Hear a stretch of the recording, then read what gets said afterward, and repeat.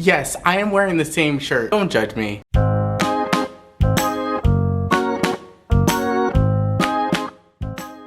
Hey guys, welcome back to my channel. This is Charles from the channel Books on Stereo, and I'm here to gush about all the books that I have loved by Becky Albertalli. Now, if you have watched videos like this in the past, you know how this works. I'm going to go through each of the books that I read by this author, give you my ratings, give you my thoughts, and then I'm going to sum it all up and give you my opinion on the author's work as a whole.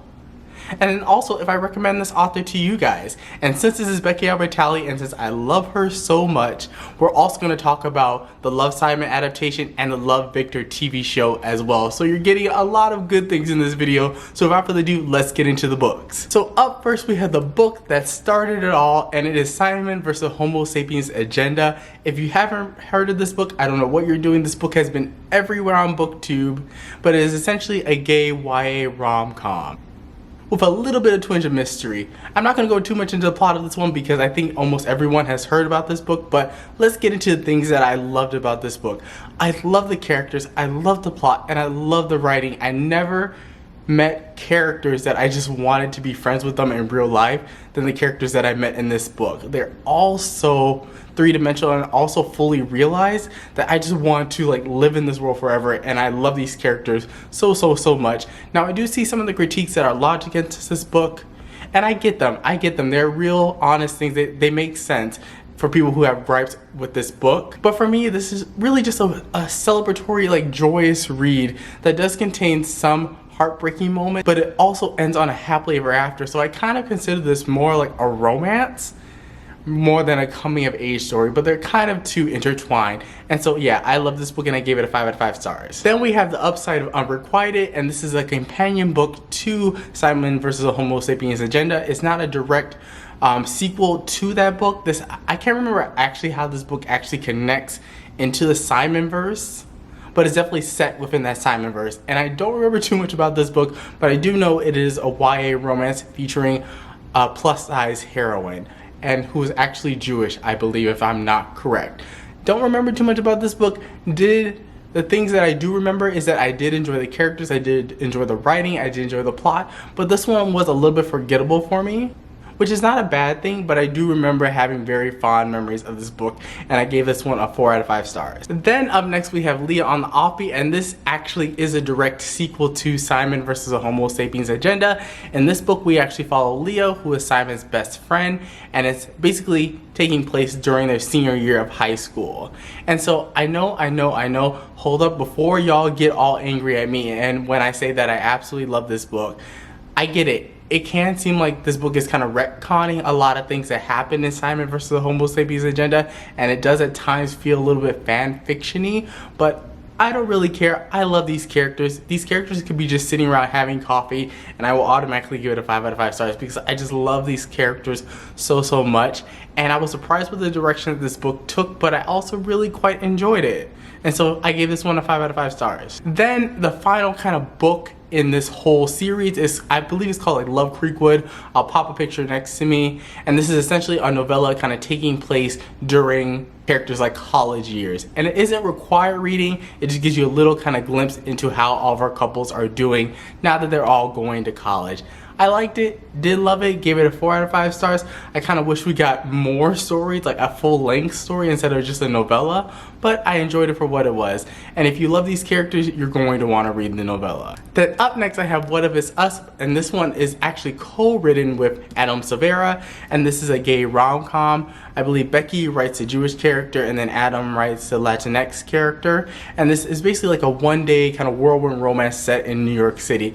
Absolutely love this book. The characters, the writing, the plot were also fun and engaging, and I know this book is getting a sequel and a potential adaptation, which I'm super excited for, and I just love like having this really kind of beautiful, diverse queer love story. Then up next I have Yes, No, Maybe So, and this is another book that is co-written by Aisha Saeed. I believe that's how you pronounce the other author's name, but this is essentially kind of like a coming of age YA novel about how to be active, not sexually active, but politically active when you're under the age and you cannot legally vote.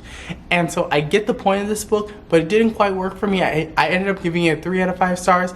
It's very romance heavy, and I didn't think that that should have been the main focus of this book. So I wish we kind of tone back the romance and really kind of focus on what it means to be politically active when you can't vote. Like, what is your role in the whole election cycle when you can actually cast your own vote? So I wish we focused on those details a little bit more, but overall, I liked it, didn't love it, gave it a 3 out of 5 stars. And now we have reached the last Becky Albertalli book that is currently published.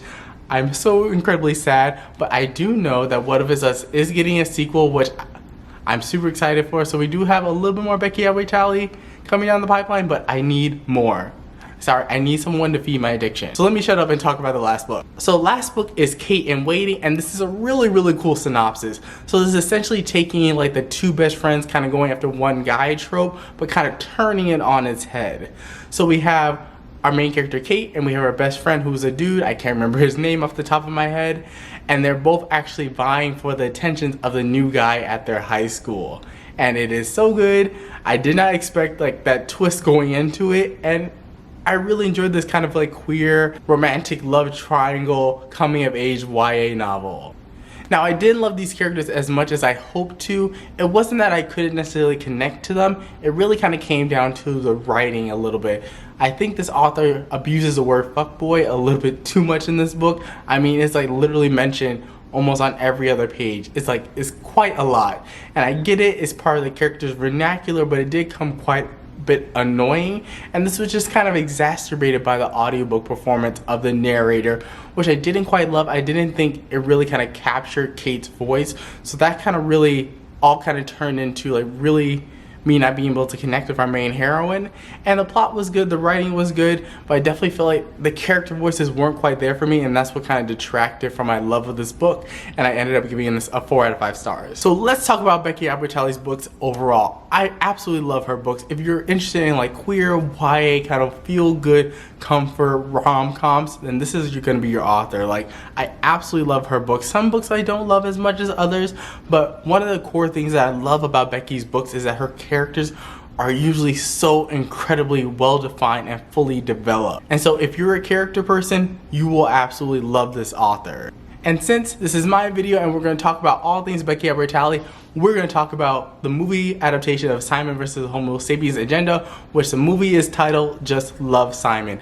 And you guys, this is a super faithful adaptation of the book, and it is so incredibly important that everyone goes out and sees this movie, because I don't think we get a ton of queer YA gay rom-coms that are released like mainstream. Like, this is like your kind of quintessential YA rom-com, but just make it queer.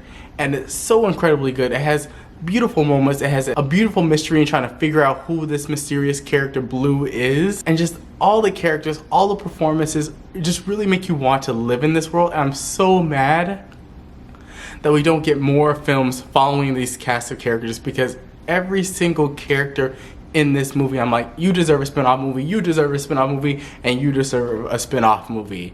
But we did get a spin-off ish, and that is in the form of Love, Victor. Now, this show is on Hulu. It currently has 2 seasons that have aired. The second season just wrapped just this year, and this is not a direct continuation of the Love, Simon story. It is set within the universe of Love, Simon, and this one we follow our main character named Victor, who moves to the area where Simon lives and goes to the same high school. But Simon and all his friends have since graduated. They're in college, they're living their life, and he is actually messaging Simon for advice on how to come out and how to navigate the gay high school experience, if you can even say that. And so I absolutely love the TV show. The TV show is so addicting. I think I watched both the first season and the second season in just about 2 days.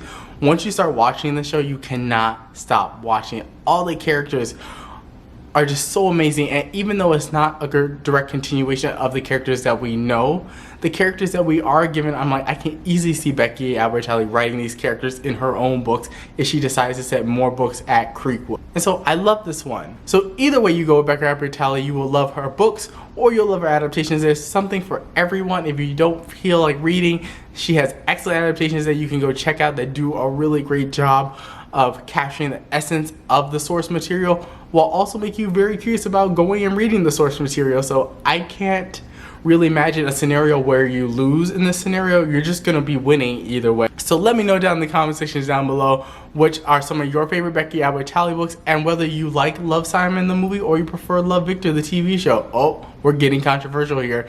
But thank you guys so much for watching. Again, I'll catch you guys with a brand new video. Peace.